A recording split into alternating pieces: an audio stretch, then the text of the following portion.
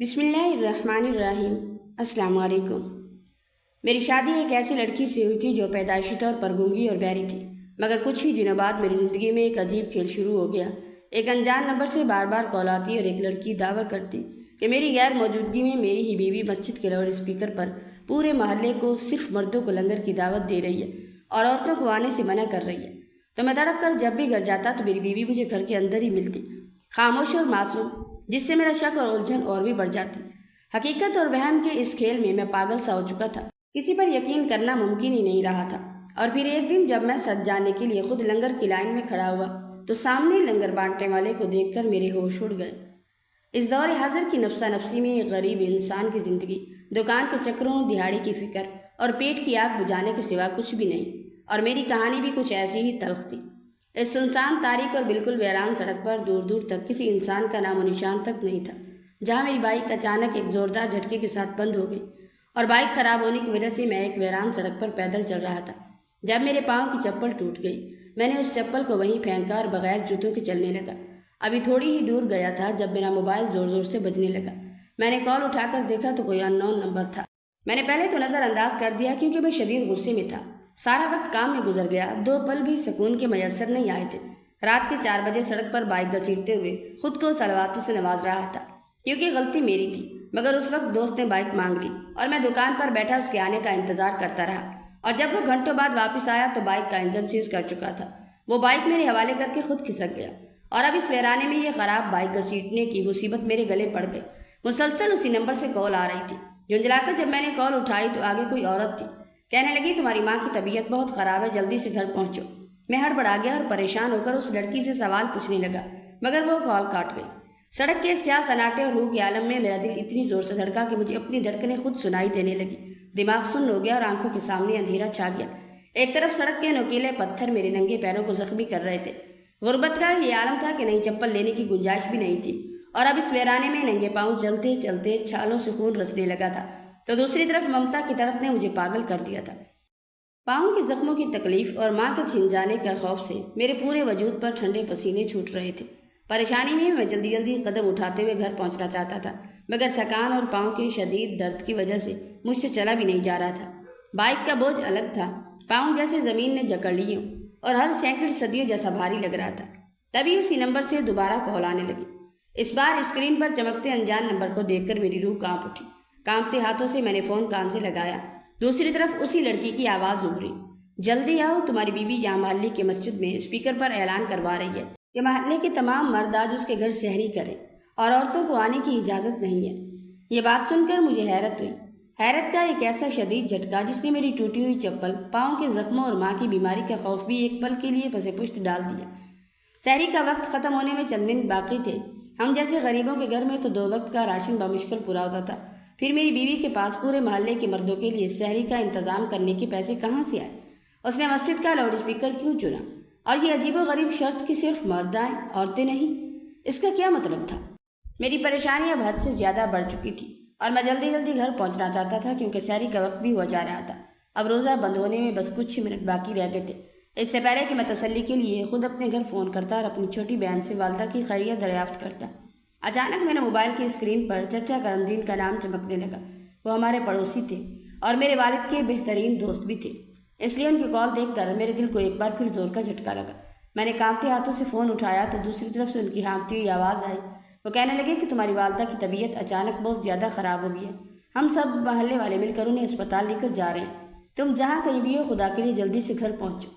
چچا کرم دین کی یہ بات سن کر میرے پاؤں تلے سے زمین نکل گئی اور میرے پیروں کے لہولہان چھالوں کا درد جیسے غائب ہو گیا۔ تبھی مجھے وہ انجان لڑکی بالکل سچی لگنے لگی۔ کیا پتہ وہ واقعی میرے محلے میں رہنے والی ہی کوئی لڑکی ہو جو ہمارے گھر کے حالات کو اچھے سے جانتی ہو اور مجھے خبردار کر رہی ہو۔ میرے دماغ میں سوالوں کا ایک طوفان تھا، اگر ماں اسپتال جا رہی ہے تو بیوی مسجد میں مردوں کو سحری کی دعوت کیوں دے رہی ہے؟ میں نے سوچا کہ ان سب باتوں کا پتہ تو بعد میں کروں گا، پہلے میں جلدی سے گھر پہنچنا چاہتا ہوں۔ میں نے اپنی ٹوٹی ہوئی بائک کو وہیں سڑک کنارے ایک درخت کے ساتھ لاک کیا اور ننگے پاؤں اندھا دھند گھر کی طرف بھاگا۔ تقریباً 10 منٹ کا وہ پاؤں توڑ دینے والا پیدل سفر طے کرنے کے بعد جب میں ہانپتا ہوا اپنے محلے میں پہنچا تو وہاں کا منظر دیکھ کر میرے ہوش اڑ گئے۔ وہاں تو ایسا کچھ بھی نہیں تھا جیسا اس لڑکی نے فون پر بتایا تھا۔ پورے محلے پر سحری کے وقت کا روایتی سکون طاری تھا۔ نہ ہی ہمارے گھر کے باہر کوئی مرد جمع تھے اور نہ ہی وہ لڑکی کہیں دکھائی دے رہی تھی جس نے کہا تھا کہ وہ مجھے گھر کے باہر ملے گی۔ میں شدید پریشانی اور پاگل پن کی حالت میں دوڑتا ہوا گھر کے اندر گیا۔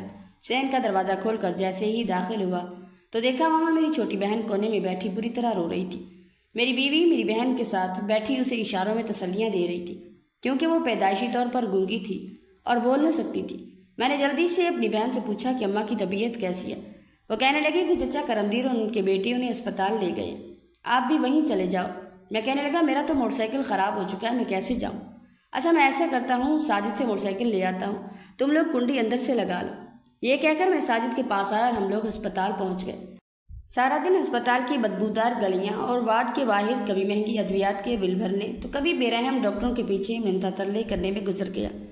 میرا دل بار بار اپنے گھر کے اس پرانے مسلح کو یاد کر کے خون کے آنسو رو رہا تھا جہاں بیٹھ کر میری بوڑھی ماں ہر پل میرے لیے دعائیں مانگا کرتی تھی اور جن کی بدولت میری یہ غریبانہ زندگی چل رہی تھی۔ اب وہی کائنات خود زندگی اور موت کی آخری جنگ لڑ رہی تھی۔ پورا دن اسی شدید گھبراہٹ اور پریشانی اور دل کو چیر دینے والی بے چینی میں سیکنڈ سیکنڈ گن کر گزرا۔ پھر سحر کے بعد جب شام ڈھلنے لگی تو اللہ پاک کا لاکھ لاکھ شکر ہوا تو ڈاکٹروں نے تفصیلی معائنہ کرنے کے بعد ہمیں تسلی دی کہ اب طبیعت سنبھل گئی ہے اور خطرے کی کوئی بات نہیں۔ انہوں نے دعاؤں کی ایک لمبی چوڑی پرچی میرے کانپتے ہاتھ میں تھماتے ہوئے اماں کو اسپتال سے ڈسچارج کر دیا۔ سارا دن اسپتال گزارنے کے بعد جب امی کو چھٹی ملی تو ہم لوگ تھکے ہارے قدموں کے ساتھ دوبارہ اپنے گھر آئے۔ گھر پہنچ کر سب سے پہلے اماں کو ان کے پرانے کمرے میں آرام دہ بستر پر لیٹایا، بازار سے لائی ہوئی کڑوی دوائیں اپنے ہاتھ سے کھلائیں اور جب وہ دوا کے اثر سے پرسکون ہو کر گہری نیند سو گئی تو میرے دل پر رکھا ہوا بھاری بوجھ تھوڑا ہلکا ہوا۔ لیکن میرے الجھے ہوئے ذہن میں اب بھی اس ہولناک رات والے واقعے کے سوالات لوہے کے گرم ہتھوڑے کی طرح مسلسل بج رہے تھے اور میرا سر درد سے پھٹا جا رہا تھا۔ میں صحن کی مدھم روشنی سے ہوتا ہوا گھر کے اندر اندھیرے کچن کی طرف آیا اور اپنی بیوی کو ڈھونڈتے ہوئے جب میں کچن کے دروازے پر پہنچا تو میں حیرت کے مارے میرے قدم وہی زمین پر جیسے جم گئے۔ اس نے دونوں ہاتھوں سے ایک بہت بڑا پتیلا اٹھایا ہوا تھا اور اسے مانجنے میں بری طرح مصروف تھی۔ یہ وہ اتنا بڑا پتیلا تھا جو ہمارے اس غریب خانے میں صرف تبھی الماری سے نیچے اتارا جاتا تھا جب کبھی محلے کی کوئی بہت بڑی دعوت، کوئی نظر و نیاز یا کوئی بڑا ہنگامہ۔ اس لیے غریب اور فاقہ مست انسان کے چھوٹے سے کچن میں اچانک اس دیوکل بڑے پتیلے کا گندا ہونا اور اس کا مانجے جانا میری عقل سے بالکل باہر تھا۔ میں نے کچن کے اندر قدم رکھتے ہی اور حیرت اور گہری سوچ کے عالم میں اسے سیدھا سوال پوچھا کہ تم سحری کے بعد اتنے بڑے پتیلے کو کیوں دھو رہی ہو؟ کیا گھر میں کل رات کوئی زیادہ کھانا بنا تھا یا کوئی مہمان آئے تھے؟ میرے اس اچانک سیدھے اور تیکھے سوال کو سنتے ہی وہ برتن دھوتی ہوئی بری طرح ہڑبڑا گئی اور اس کے ہاتھ سے برتن مانجنے والا چونا جھوٹ کر نیچے گرا جس کے پورے ہاتھ بری طرح کپکپانے لگے اور چہرے کی رنگت خوف کے مارے بالکل پیلی پڑ چکی تھی، جیسے اس کا کوئی بہت بڑا بھیانک اور خونی راز اچانک میرے سامنے فاش ہو گیا۔ اس نے انتہائی سراسیمگی اور گھبراہٹ کے عالم میں جلدی سے کچن کے طاقچے پر رکھا ہوا پرانا کاغذ اور پینسل اٹھایا کیونکہ وہ زبان سے بولنے کی طاقت نہیں رکھتی تھی، اس لیے اپنی بات دوسروں کو سمجھانے کے لیے اکثر اسی کاغذ کا سہارا لیا کرتی تھی۔ اس نے کانپتی ہوئی انگلیوں سے اس کاغذ پر لرزتے ہوئے الفاظ میں لکھا کہ میں تو رات کو گھر پر سرے سے ہی موجود نہیں تھی۔ جب اچانک ماں کی طبیعت زیادہ خراب ہوئی تو میں بدحواسی میں چچا کرمدین کے گھر مدد اور گاڑی کا پوچھنے گئی تھی۔ میرے جانے کے بعد پیچھے سے چھوٹی بہن نے اپنے لیے کھانا بنایا تھا اور کچن میں سے چھوٹے برتن ملے نہیں تو اس نے نادانی میں اس بڑے پتیلے میں ہی اپنے لیے تھوڑا سا کھانا بنا لیا۔ میں نے جب کچن کے دوسرے اندھیرے کونے میں نگاہ دوڑائی تو وہاں صرف وہ اکیلا پتیلا ہی نہیں تھا بلکہ اس کے نیچے درجنوں گندے شیشے کے گلاس، اسٹیل کے چمچے اور بہت ساری چھوٹی بڑی پلیٹیں کچرے کی طرح بکھری پڑی تھی جن کی یہ گندی حالت صاف صاف الفاظ میں گواہی دے رہی تھی کہ یہ کسی ایک یا دو بندوں کا سادہ کھانا بالکل نہیں تھا بلکہ یہاں رات کے اندھیرے میں کم از کم 40-50 لوگوں کا بھاری کھانا بنایا گیا تھا اور انہیں باقاعدہ پیٹ بھر کر کھلایا گیا تھا۔ بیوی کے اس واضح اور اتنے بڑے جھوٹ بولنے پر میں اندر سے بالکل سن ہو کر رہ گیا اور خوف کے مارے میرے پورے وجود کے رونگٹے کھڑے ہو گئے کیونکہ ہم جیسے غریبوں کی اتنی مالی اوقات اور گنجائش ہی نہیں تھی کہ ہم ایک ہی رات میں اتنے سارے لوگوں کے شاہی کھانے اور سحری کا بندوبست کر سکتے، اور وہ بھی ایک ایسے قیامت خیز وقت پر جب میری اپنی سگی ماں اسپتال کے بستر پر زندگی اور موت کی آخری سانسیں لے رہی تھی۔ لیکن اس انتہائی نازک اور مشکوک وقت پر میں نے بات کو مزید بڑھانا اور جھگڑا کرنا مناسب نہ سمجھا اور اس کے اس سفید جھوٹ کو دل پر پتھر رکھ کر نظر انداز کر دیا۔ مبادہ یہ نہ ہو کہ وہ یہ سمجھے کہ میں اس کے کردار پر شک کر رہا ہوں یا اس سے گھر کا پرسکون ماحول مزید خراب ہو جائے، اس لیے میں گہرا سانس لے کر بالکل خاموش رہا۔ میرا دل اور میرا ضمیر بار بار مجھ سے ایک ہی ہلا دینے والا سوال پوچھ رہا تھا کہ جب میری اپنی بیوی زبان سے ایک لفظ بول نہیں سکتی تو وہ پیدائشی طور پر گونگی اور بہری تھی، تو پھر آخر وہ کون سا انسان تھا جو رات کے گھنے اندھیرے میں محلے کی مسجد کے لاؤڈ اسپیکر پر سحری کے لیے اتنا عجیب اعلان کروا رہا تھا اور اس اسپیکر پر بار بار میری اس گنگی بیوی کا نام لے رہا تھا۔ مجھے یوں کچن کے بیچوں بیچ گہری اور ہولناک سوچوں میں گم دیکھ کر میری بیوی نے ڈرتے ڈرتے اشارہ کرتے ہوئے مجھ سے پوچھا کہ میں اتنی دیر سے کیا سوچ رہا ہوں۔ میں نے زبردستی اپنے چہرے پر ایک جھوٹی مسکراہٹ سجائی، نفی میں سر ہلایا اور پھر بھاری قدموں سے چلتا ہوا وہاں سے اپنے کمرے میں چلا آیا۔ سگنل نہیں آ رہے تھے تو مجبوراً میں موبائل ہاتھ میں پکڑے سگنل ڈھونڈتے ڈھونڈتے چھت پر چلا آیا۔ چھت پر بنے ہوئے ہمارے اس پرانے اور جلے کٹے کمرے کا لکڑی کا دروازہ آدھا کھلا ہوا تھا۔ میں یہ دیکھ کر سخت حیران رہ گیا کیونکہ اس اندھیرے کمرے میں تو عام طور پر کوئی بھی جاتا نہیں تھا اور وہاں ہمیشہ تالا لٹکا رہتا تھا۔ پھر آج اس کا کواڑ کا دروازہ کس نے اور کیسے کھولا؟ کہیں گھر میں چور تو نہیں گھس آئے؟ اسی ڈر سے میں جیسے ہی بالکل دبے پاؤں آہستہ آہستہ اس دروازے کے قریب گیا تو اندر کا عجیب و غریب منظر دیکھ کر میری آنکھیں کھلی کی کھلی رہ گئی، کیونکہ وہاں تو فرش پر بہت زیادہ راشن بکھرا پڑا تھا۔ اچھے خاصے کھاتے پیتے گھر کا مہینے 2 مہینے کا پورا سامان بوریاں بھر بھر کر وہاں چھپا کر رکھا گیا تھا، جس میں گھی کے ڈبے، آٹے کے تھیلے اور چینی کی بوریاں شامل تھیں۔ ابھی میں اس دروازے کی دہلیز کے پاس ہی کھڑا سوچ رہا تھا اور اتنا زیادہ راشن اچانک اپنے گھر کی چھت پر دیکھ کر حیرت کے مارے وہیں کا وہیں رک گیا۔ اس سے پہلے کہ میں اس اندھیرے کمرے کے اندر قدم رکھتا اور جا کر اس سامان کو ہاتھ لگاتا یا گنتی کرتا، اچانک پیچھے سے کسی نے بالکل خاموشی سے میرے دائیں کندھے پر ہاتھ رکھا۔ میں خوف، گھبراہٹ اور حیرت کے مارے فوراً پیچھے مڑا، دیکھا تو میری گنگی بیوی سامنے کھڑی تھی۔ اس کا چہرہ بالکل سپاٹ تھا۔ وہ ہمیشہ کی طرح اپنے ہاتھوں کی انگلیوں سے اشارہ کرتے ہوئے مجھ سے پوچھنے لگی کہ میں اس چلچلاتی دھوپ اور گرمی میں یہاں چھت پر اکیلا کیا کر رہا ہوں۔ میں نے اس کی گھبرائی ہوئی آنکھوں میں بالکل سیدھا دیکھتے ہوئے بغیر کسی جھجک کے سوال کیا کہ اس کمرے میں اتنا سارا راشن تم کیوں لائی ہو اور اسے نیچے کچن میں رکھنے کی بجائے یہاں اوپر چھت پر کیوں چھپا کر رکھا؟ میرے اس سوال پر وہ تھوڑی سی جھپٹی اور پھر اپنے ہاتھوں کو ہلا ہلا کر اشاروں میں مجھے بتانے لگی کہ رمضان بازار میں غریبوں کے لیے سب سامان بہت سستے سے مل رہا تھا، اس لیے میں نے سوچا کہ بار بار جانے کی زحمت نہ ہو اور اگلے مہینے کا پورا راشن آدھی قیمت پر لے کر رکھ لیا۔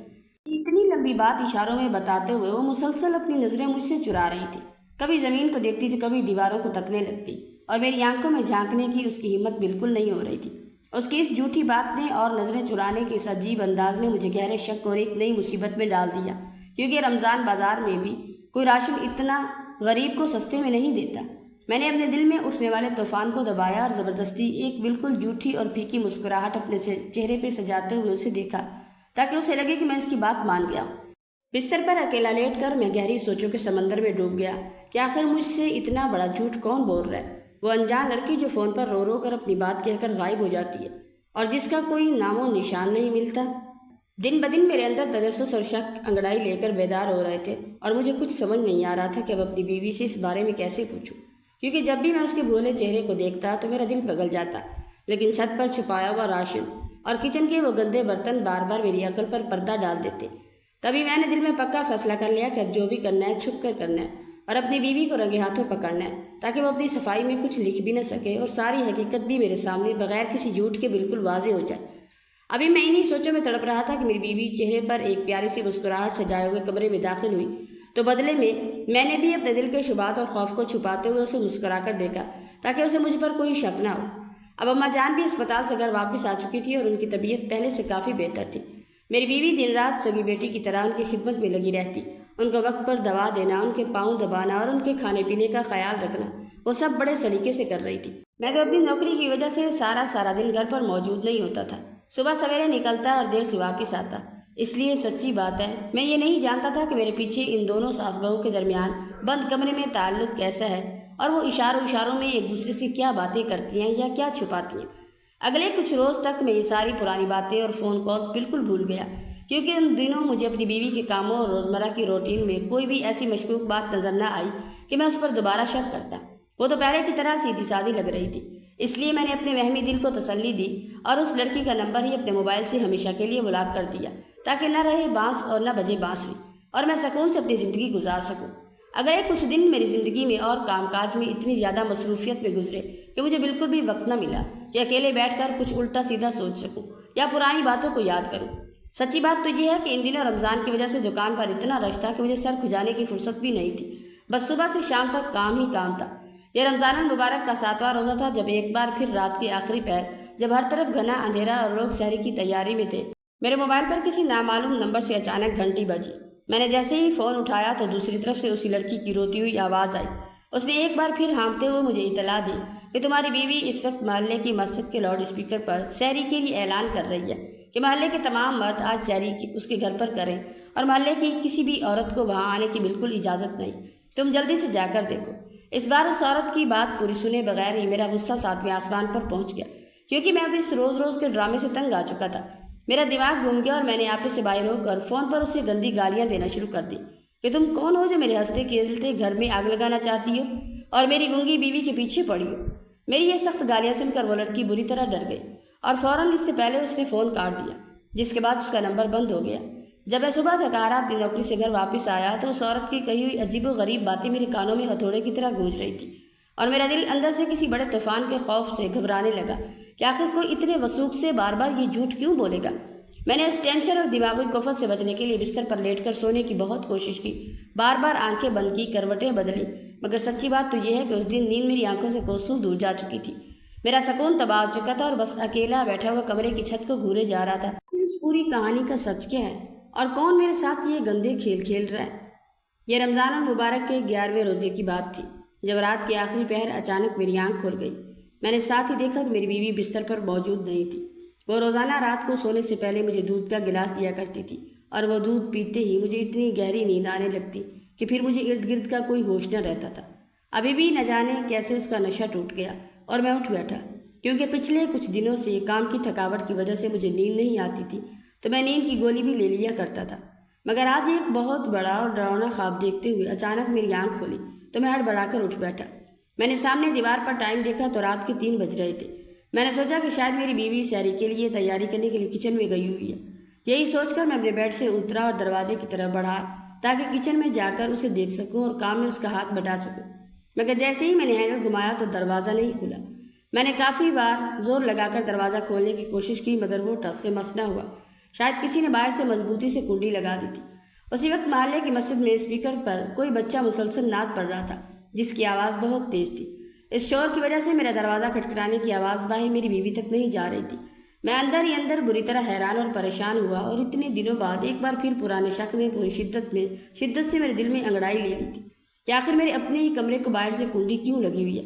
میں خوف اور کمزوری کی حالت میں جلدی سے خود کو سہارا دیتے ہوئے دوبارہ بیڈ پر بیٹھ گیا اور سچ جانے کا انتظار کرنے لگا۔ تھوڑی دیر بعد ہی کنڈی کھلنے کی آواز ہوئی اور میری بیوی کمرے میں داخل ہوئی۔ اس نے ہمیشہ کی طرح اشاروں میں مجھ سے کہا کہ سحری کا کھانا تیار ہو چکا ہے، آپ آئیں سحری کر لیں، کیونکہ اب تھوڑا سا وقت ہی بچا ہے۔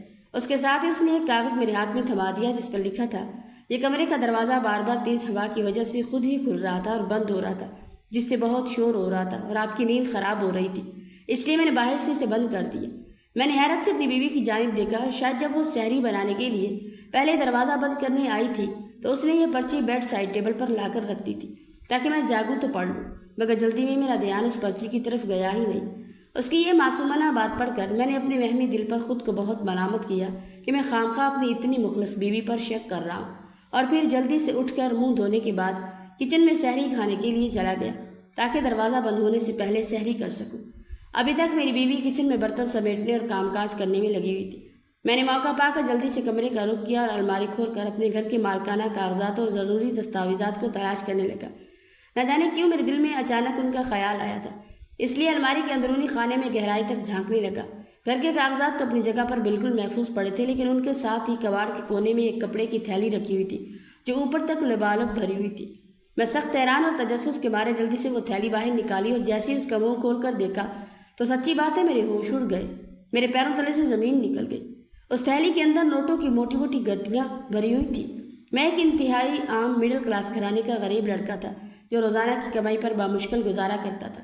میری سمجھ سے بالکل باہر تھا کہ میری بیوی کے پاس اتنی بڑی رقم کہاں سے آئی، وہ بھی ایک ایسی لڑکی جس کا دنیا میں آگے پیچھے کوئی نہیں تھا اور نہ اس کا کوئی مائکہ تھا۔ تب ایک بار پھر پرانے شک اور خوف نے مجھے چاروں طرف سے آ گھیرا۔ تبھی مجھے صحن سے بیوی کے کچن سے واپس آنے کے قدموں کی آہٹ سنائی دی تو میں نے فوراً بدحواسی میں وہ نوٹوں سے بھری تھیلی واپس اسی جگہ رکھی، الماری کا دروازہ اچھے سے بند کیا اور جلدی سے بیڈ پر آ کر لیٹ گیا جیسے گہری نیند میں ہوں۔ میری بیوی کمرے میں آئی اور تھوڑی دیر بعد بستر پر لیٹ کر سو چکی تھی، مگر میری نیند تو اس رات ہمیشہ کے لیے مجھ سے روٹھ گئی اور میں بس چھت کو تکتے ہوئے مسلسل ان پیسوں اور نوٹوں کی گٹیوں کے بارے میں ہی سوچنے لگا۔ اگلے کچھ دنوں تک میں اسی شدید کشمکش اور ششمنج میں مبتلا رہا کہ میں اپنی بیوی سے اس بارے میں کس طرح بات کروں، کیسے پوچھوں۔ ایک رات رمضان المبارک کی سحری کے وقت سے تقریباً آدھا گھنٹہ پہلے اچانک میری آنکھ کھل گئی۔ میں نے کروٹ بدل کر دیکھا تو میری بیوی بستر پر موجود نہیں تھی۔ میں بیڈ سے اترا اور دبے پاؤں باہر صحن میں آیا۔ کچن اور غسل خانے میں جا کر دیکھا تو وہاں بھی میری بیوی کہیں موجود نہیں تھی۔ میں اندر سے بری طرح ڈر گیا کہ آخر رات کی اس پیر وہ کہاں جا سکتی ہے۔ جب میری نظر صحن کے مین گیٹ پر پڑی تو دیکھا باہر کا بڑا دروازہ آدھا کھلا ہوا تھا۔ یہ دیکھ کر میرے رونگٹے کھڑے ہو گئے اور میں چھوٹے چھوٹے قدم اٹھاتا ہوا خاموشی سے گھر سے باہر نکل آیا۔ میں نے اندھیری گلی میں دائیں بائیں جھانک کر دیکھا مگر وہاں تو بالکل سناٹا روح کا عالم تھا اور دور دور تک کوئی بھی انسان موجود نہیں تھا۔ مجھے یاد آیا کہ میری بیوی محلے کی امام صاحب کی زوجہ سے بہت مانوس تھی اور اکثر ان کے پاس بیٹھنے جایا کرتی تھی، کیونکہ ان کا گھر مسجد کے بالکل ہی ساتھ تھا۔ اس لیے میں نے سوچا کہ وہیں جا کر پتہ کرتا ہوں کہ کہیں وہ وہاں تو نہیں چلی گئی۔ دل ہی دل میں بہت زیادہ ڈرا ہوا تھا کہ وہ تو بچپن سے بولنے اور سننے کی طاقت سے محروم ہے، کہیں رات کے اس اندھیرے میں اسے کوئی مشکل یا حادثہ پیش نہ آ جائے۔ آخر وہ مجھ سے چھپ کر کہاں گئی؟ تبھی جیسے ہی میں تیز تیز قدموں سے چلتا ہوا محلے کی مسجد کے قریب پہنچا تو وہاں کا ہلا دینے والا منظر دیکھ کر میں دنگ رہ گیا۔ میرا نام دانیال ہے۔ میری والدہ کی دلی آرزو تھی کہ میری شادی کسی بہت ہی امیر اور اونچے خاندان میں ہو تاکہ میری ہونے والی بیوی اپنے ساتھ ڈھیروں جہیز لائے، جس سے ہمارا یہ بہت بڑا اور عالیشان گھر سامان سے پوری طرح بھر جائے، کیونکہ ابا نے بڑی محنت اور بہت سوچ سمجھ کر یہ وسیع اور عریض مکان بنوایا تھا، جس میں ایک وسیع ہال کے علاوہ کل 6 بڑے بڑے کمرے، کچن اور باتھ رومز موجود تھے اور ہمارے ہر کمرے کے ساتھ اٹیچ باتھ روم کی سہولت بھی رکھی گئی تھی۔ ان دنوں ابا کا کاروبار دن دگنی رات چگنی ترقی کی راہ پر گامزن تھا، مگر ان کی اچانک موت کے بعد ان کے بزنس میں شریک کچھ قریبی پارٹنرز اور دھوکے باز دوستوں نے ان کا سارا مال، پیسہ اور سرمایہ ہڑپ کر لیا۔ تب میں نے صرف میٹرک ہی پاس کیا تھا اور مجھے دنیا کا کوئی دوسرا ہنر یا کام کاج بالکل نہیں آتا تھا۔ ابا اپنی زندگی میں ہی مجھے زبردستی چچا کرم دین کے ساتھ ان کے کام پر بھیج دیا کرتے تھے، جو ابا کے سب سے لنگوٹیا اور بہترین دوست تھے اور پیشے سے ایک ماہر الیکٹریشین تھے۔ میں بھی ان کے ساتھ ساتھ رہ کر روزمرہ کا کام سیکھنے لگا۔ میں صبح کے وقت کالج پڑھنے جاتا اور شام ہوتے ہی چچا کرم دین کے ساتھ ان کی الیکٹرک کی دکان پر موجود رہتا۔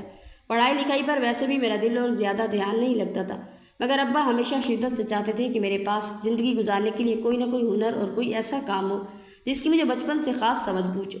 اس لیے انہوں نے مجھے ایک اچھا الیکٹریشین بنانے کا فیصلہ کیا تھا۔ وہ کام کے ساتھ ساتھ مجھے دکانداری اور کاروبار سنبھالنے کے مفید مشورے بھی دیا کرتے تھے، مگر ان دنوں میں ایک لاؤبالی، بے فکر اور نادان لڑکا تھا جو کسی بھی بات کو اتنی غور اور سنجیدگی سے نہیں سنتا تھا۔ میں الٹا دل ہی دل میں بابا کو ہی برا بھلا کہتا کہ وہ نہ جانے کیوں ہر وقت میری اتنی زیادہ فکر کرتے ہیں اور بھلا انہیں اتنی جلدی کیا ہونے والا ہے۔ سچ ہے، جب تک ماں باپ سر پر زندہ سلامت موجود ہوتے ہیں تو انسان کو یہی لگتا ہے کہ کبھی وہ ہمیں چھوڑ کر نہیں مریں گے اور ان کا ٹھنڈا سایہ ہمیشہ ہمارے سروں پر قائم رہے گا۔ مگر بابا کے اچانک چلے جانے کے بعد مجھے پہلی بار زندگی کی حقیقت معلوم ہوئی کہ میرے بابا جلتی دھوپ میں میرے لیے ایک گھنی اور ٹھنڈی چھاؤں تھا، اور ان کے رخصت ہوتے ہی میں یکدم دنیا کی تپتے ہوئے صحرا میں آ کھڑا ہوا جہاں چاروں طرف صرف مصیبتوں کی لو چل رہی تھی۔ ابا کی اسی دور اندیشی، دانش مندی اور سخت تربیت کی وجہ سے میں الیکٹرک کا سارا باریک کام بہت اچھے سے سیکھ چکا تھا، مگر اب گھر کے حالات ایسے بدل چکے تھے کہ مزید کالج نہیں جا سکتا تھا اور مجبوراً پڑھائی ادھوری چھوڑ کر اپنا پورا وقت اسی ہنر اور کام کو دینے لگا۔ چچا کرم دین نے جب اپنی آنکھوں سے دیکھا کہ میں ہر طرح کا فالٹ اکیلے نکال سکتا ہوں اور کام سیکھ چکا ہوں تو انہوں نے میری بھرپور مدد کی اور مجھے مین بازار میں ایک چھوٹی سی دکان کرائے پر لے کر دی، جہاں میں اپنے جمع کیے ہوئے پیسوں سے الیکٹرک کا کچھ ضروری سامان خریدا اور بسم اللہ کر کے اپنے ذاتی کام کا آغاز کیا۔ ابا کے جانے کے بعد گھر کے جو حالات بالکل ہی خراب اور ابتر ہو چکے تھے، اب میری اس دن رات کی محنت کی وجہ سے کچھ سدھرنے لگے تھے اور ہمارے گھر میں کم از کم 2 وقت کی عزت کی روٹی تو بآسانی میسر تھی۔ ابا کی ناگہانی وفات کے بعد اماں تو جیسے صدمے کی وجہ سے بالکل چپ لگ گئی اور وہ اب کسی سے بات نہیں کرتی۔ وہ زیادہ تر سارا دن اداس سی اپنے اندھیرے کمرے میں ہی موجود رہتی، جیسے ہی وہ ابا کے ساتھ اس دنیا سے رخصت ہو چکی ہو۔ میں کبھی بھی فارغ وقت ہوتا تو اپنی دکان بند کر کے سیدھا ان کے پاس جا بیٹھتا۔ وہ اکثر مجھ سے یہی شکوہ کرتی کہ محلے میں موجود ان کی سبھی پرانی سہیلیوں نے اپنے اپنے بچوں کی شادیاں بڑی دھوم دھام سے کر دی ہیں، مگر میں ہی ایک بد نصیب ماں ہوں کہ میرا بیٹا 27 برس کا ہو چکا ہے، مگر ابھی تک میں نے اس کے سر پر دلہا کا صحرا نہیں دیکھ سکی۔ مجھے تو اب یہی لگتا ہے کہ میں یہ ارمان اپنے دل میں ہی لیے ایک دن اس دنیا سے چپ چاپ چلی جاؤں گی اور اپنی بہو کا منہ بھی نہیں دیکھ پاؤں گی۔ امی کی یہ مایوس کن باتیں سن کر میں ہمیشہ انہیں پیار سے سمجھاتا، آپ اتنی فکر نہ کریں، بہت جلد میرے کام میں برکت ہوگی اور میرے پاس اتنے پیسے جمع ہو جائیں گے کہ سب ارمان پورے کریں گے۔ لیکن میں ابھی خود اپنی شادی نہیں کرنا چاہتا کیونکہ میری ترجیحات کچھ اور تھی اور میں سب سے پہلے اپنی چھوٹی بہن کی شادی کر کے اسے اس کے گھر کا بنانا چاہتا تھا۔ میرے دل میں یہ خوف تھا کہ نہ جانے میری آنے والی بیوی کیسی ہو، وہ میری بہن کے ساتھ کیسا سلوک کرے، اس لیے میرا دل بالکل نہیں مانتا تھا کہ میں اپنی بہن سے پہلے اپنی شادی کروں۔ میں نے اماں سے کہا کہ آپ بس تھوڑا صبر کریں، اللہ پاک سب بہتر جانتا ہے اور جیسا ہمارے نصیب میں لکھا ہوگا بالکل ویسا ہی وقت پر ہو جائے گا۔ اماں کو یہ کہتے ہوئے اور ان کا دل بہلاتے ہوئے میں ان کے کمرے سے باہر نکل آیا اور جلدی سے باہر آ کر میں نے محبت سے اپنی چھوٹی بہن کی طرف دیکھا جو اس وقت شام کے وقت گھر کے کچے صحن میں مٹی اڑنے سے روکنے کے لیے پانی کا چھڑکاؤ کر رہی تھی۔ اس کے معصوم چہرے پر ایک گہری نظر ڈال کر بوجھل دل کے ساتھ گھر سے باہر نکل آیا۔ آج نہ جانے کیوں مجھے شدت سے اپنے مرحوم ابا جان کی یاد آ رہی تھی اور ان کی کمی محسوس ہو رہی تھی، اس لیے میں لڑکڑاتے ہوئے قدموں کے ساتھ سیدھا محلے کے پرانے قبرستان میں چلا آیا جہاں ایک بڑے اور گہرے درخت کے نیچے ان کی کچی قبر بنی ہوئی تھی۔ میں وہیں مٹی پر بیٹھ کر اپنے ابا کو دل کا حال اور اپنی ساری باتیں سناتا رہا، بالکل ایک چھوٹے بچے کی طرح جو رات کو اپنے والد کی گود میں بیٹھ کر انہیں اپنے دن بھر کی پوری رودات سناتا ہے۔ اس وقت میری آنکھوں سے پچھتاوے اور بے بسی کے آنسو متواتر بہہ رہے تھے۔ پھر میں کافی دیر بعد وہاں سے اٹھا اور تھوڑا دور جا کر حسرت سے اپنے بابا کی قبر کو دیکھتا رہا اور پھر اپنے آنسوں کو پونچھ کر کام کے لیے دکان کی طرف نکل پڑا۔ یہی وہ خاص دن تھا جب میری اس سادہ سی زندگی میں ایک بہت بڑی ناگہانی تبدیلی آنے والی تھی جس کا میں نے خواب میں بھی نہیں سوچا تھا۔ رات کو دیر تک میں اپنی دکان پر اکیلا بیٹھ کر ایک گاہک کے استری ٹھیک کرنے کا کام کر رہا تھا کہ اچانک ایک نوجوان لڑکی ہانفتی اور بھاگتی میری دکان کے اندر گھس گئی اور وہ بری طرح رو رہی تھی۔ اس کا حلیہ بہت خراب ہو چکا تھا اور شدید گھبراہٹ کے مارے اس کا پورا وجود پتے کی طرح کانپ رہا تھا۔ وہ دکان میں آتے ہی ہاتھ جوڑ کر مجھ سے پناہ اور مدد مانگنے لگی۔ پہلے تو میں ایک دم ڈر گیا اور میں نے اپنی شرافت کی وجہ سے اسے صاف منع کر دیا کہ وہ یہاں سے چلی جائے، مگر دوسرے ہی پل نہ جانے کیوں میری اپنی چھوٹی بہن کا معصوم چہرہ میری نظروں کے سامنے گھوم گیا کہ اگر آج وہ اس کی جگہ وہ ہوتی تو کیا ہوتا۔ یہی سوچ کر میں نے فوراً اس لڑکی کو دکان کے اندر رکھی ہوئی بڑی لکڑی کے ٹیبل کے نیچے چھپنے کا اشارہ کیا اور وہ وہاں دبک کر بیٹھ گئی۔ ابھی وہ چھپی ہی تھی کہ کچھ گنڈے لوگ ٹائپ دکان کے باہر آئے اور غصے میں اس لڑکی کا پتہ کرنے لگے۔ جب میں نے بالکل نفی میں سر ہلایا اور الٹا ان سے تھوڑا اونچی آواز اور غصے سے بات کی کہ کوئی لڑکی نہیں آئی تو وہ لوگ مجھے گھورتے ہوئے وہاں سے آگے چلے گئے۔ اس کے بعد تقریباً 1 گھنٹے تک وہ لڑکی اسی ٹیبل کے نیچے سانس روک کر چھپی رہی اور جب ماحول بالکل پرسکون ہو گیا تو وہ ٹیبل سے باہر نکلی اور روتے ہوئے میرا دل سے شکریہ ادا کرنے لگی۔ اس نے تحفتاً اپنی انگلی سے سونے کی بے قیمت انگوٹھی اتار کر مجھے دینی چاہی، مگر میں نے غیرت کے مارے اسے اپنے پاس رکھنے سے صاف انکار کر دیا اور ہاتھ پیچھے کر لیے۔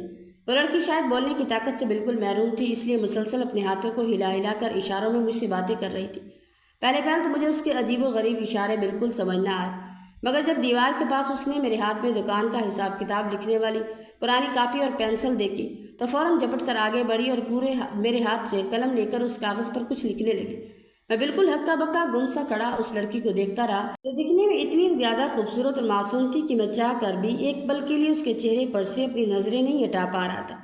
تبھی مجھے اپنی شرافت کا احساس ہوا اور میں نے خود پر کنٹرول کرتے ہوئے گہرا سانس لیا اور اس سے تھوڑا فاصلہ بنا کر دکان کے دوسرے کونے میں دور کھڑا ہو گیا۔ اس نے جلدی جلدی کاغذ پر کچھ لکھا اور وہ پرچی میرے کانپتے ہوئے ہاتھ میں تھما دی۔ اس پر لرزتے ہوئے الفاظ میں لکھا تھا، میرے بابا کے مرنے کے بعد میرے ظالم چچا نے ہماری ساری جائیداد پر ناجائز قبضہ کر لیا ہے اور اب وہ زبردستی مجھے سب کچھ اپنے نام کروانا چاہتے ہیں۔ جب میں نے ان کے سامنے صاف انکار کیا تو انہوں نے مجھے مار پیٹ کر ایک اندھیرے کمرے میں بند کر دیا تھا۔ میں آج رات بڑی مشکلوں اور چالاکی سے وہاں سے جان بچا کر بھاگنے میں کامیاب ہوئی ہوں اور یہ جو باہر گنڈے گھوم رہے تھے یہ انہی کے بھیجے ہوئے آدمی تھے۔ اللہ کے لیے مجھے ان ظالموں سے بچا لو۔ اس لاچار لڑکی کی یہ درد بھری داستان پڑھ کر مجھے سخت حیرانی اور دکھ ہونے لگا۔ میں اب اسے اس اندھیری رات میں اکیلا گلیوں میں نہیں چھوڑ سکتا تھا، اس لیے میں نے فیصلہ کیا کہ اسے اپنے ساتھ لیا اور چپ چاپ اپنے گھر کی طرف آ گیا۔ اللہ کا لاکھ لاکھ شکر تھا کہ اس وقت محلے میں کوئی بھی جاگ نہیں رہا تھا، ہر طرف بھوک کا عالم تھا، ورنہ اگر وہ مجھے رات کے اس پیارے انجان لڑکی کے ساتھ گلی میں دیکھتے تو نہ جانے میرے اور میرے خاندان کے بارے میں کیا الٹی سیدھی باتیں سوچتے۔ میں جب گھر کے اندر اس لڑکی کے ساتھ داخل ہوا تو میری بوڑھی ماں جاگ رہی تھی اور وہ صحن میں ہمیں دیکھ کر سخت حیرانی سے مجھے تکنے لگی۔ ان کو پہلی نظر میں یہی لگا کہ شاید ان کے جوان بیٹے نے کسی لڑکی کو گھر سے بھگا کر اپنی مرضی سے شادی کر لی، مگر حقیقت میں ایسا کچھ بھی نہیں تھا۔ میں تو صرف انسانیت کے ناطے اس کی مدد کر رہا تھا۔ میں نے دکان سے نکلتے وقت اپنی گرم شال اس کے سر پر اڑائی تاکہ اسے کوئی پہچان نہ سکے۔ اماں غصے اور حیرت کے مارے میری جانب بڑھی اور اونچی آواز میں پوچھنے لگی کہ کون ہے یہ لڑکی؟ کہیں تم ہم سے چھپ کر اسے شادی تو نہیں کر رہی؟ میں نے جلدی سے نفی میں سر ہلایا اور انہیں اندر لے جا کر دکان پر پیش آنے والی وہ ساری سچی کہانی کہہ سنائی۔ میری بات سن کر اماں کا غصہ ٹھنڈا ہوا اور وہ مطمئن ہو گئی۔ انہوں نے شفقت سے اس لڑکی کے سر پر ہاتھ رکھا اور پھر اسے اپنے ساتھ لے کر اندر کمرے کی طرف چلی گئی۔ مجھے تو لگا کہ اماں اس رات بہت غصہ ہوں گی اور مجھے گھر میں لڑکی لانے پر ڈانٹے گی، مگر وہ تو کسی شکایت کے بغیر چپ چاپ اس لڑکی کو اپنے ساتھ لے کر چلی گئی۔ اماں کی یہ بات مجھے اندر سے بہت اچھی لگی اور میرے دل میں ایک چھوٹی سی امید جاگی کہ اگر یہ نیک اور خوبصورت لڑکی سچ میں میری بیوی بن جائے تو کتنا اچھا ہوگا۔ لیکن دوسرے ہی پل مجھے خیال آیا، اس کے گنگے پن کا خیال آیا تو میں نے جھٹکے سے اپنا سر ہلایا کہ میں یہ کیا سوچ رہا ہوں، اور پھر اپنے خیالات کو جھٹک کر ہاتھ منہ دھونے کے لیے واش روم کی جانب بڑھ گیا۔ میں جب کچن کے نلکے سے منہ دھو کر واپس کمرے میں آیا تو دیکھا کہ چٹائی پر رات کا کھانا لگ چکا تھا اور وہ لڑکی بھی اب ہاتھ منہ دھو کر صاف ستھرے کپڑوں میں ہمارے ساتھ موجود تھی۔